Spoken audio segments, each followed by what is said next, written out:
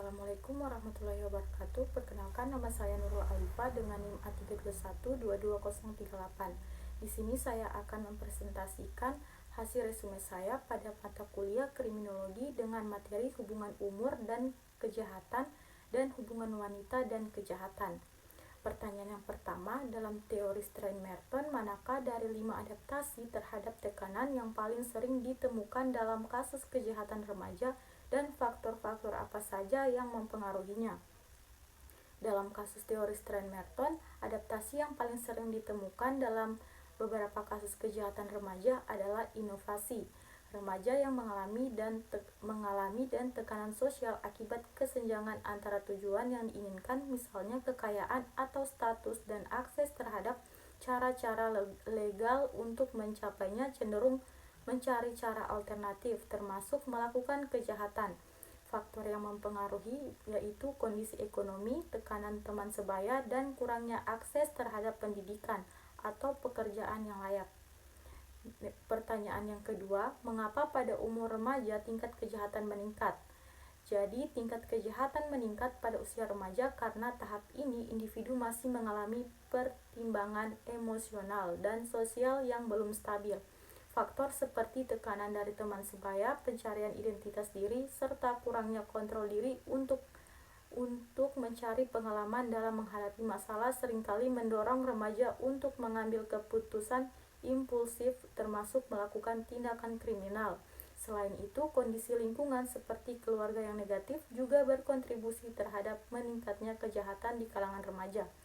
Pertanyaan yang ketiga, PSK itu termasuk kejahatan atau tidak?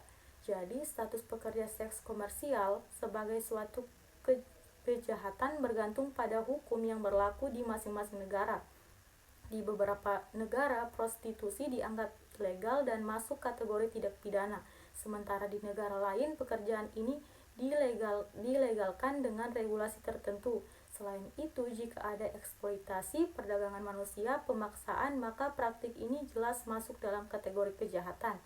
Pertanyaan keempat, dalam kasus di mana wanita menjadi pelaku kejahatan, sejauh mana pengalaman trauma masa lalu mempengaruhi tindakan kriminal mereka, dan bagaimana pendekatan rehabilitasi yang dapat diterapkan? Jawabannya, wanita yang menjadi pelaku kejahatan seringkali memiliki latar belakang trauma seperti kekerasan dalam rumah tangga, pelecehan seksual, atau kemiskinan. Pengalaman ini dapat mendorong mereka ke dalam dunia kriminal sebagai bentuk reaksi terhadap ketidakadilan atau mekanisme bertahan hidup.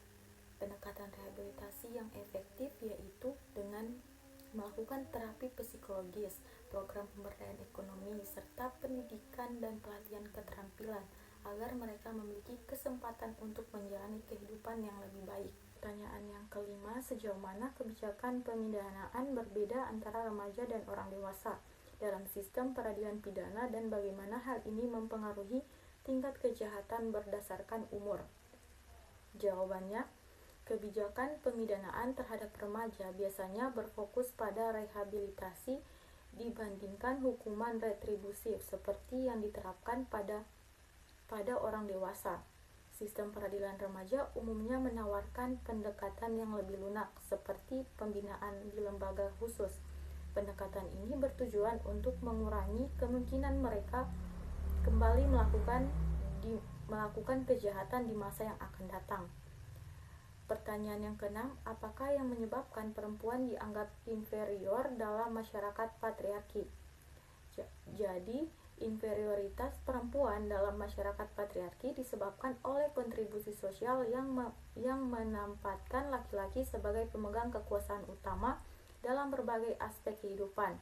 Faktor-faktor seperti budaya, agama, norma sosial, serta street gender yang menganggap perempuan lebih lemah atau kurang kompeten dibanding laki-laki, serta ketidaksetaraan. Hal ini juga berdampak pada keterbatasan akses perempuan terhadap pendidikan, pekerjaan, dan kesempatan kepemimpinan. Sekian presentasi resume dari saya akhiri. Wassalamualaikum warahmatullahi wabarakatuh.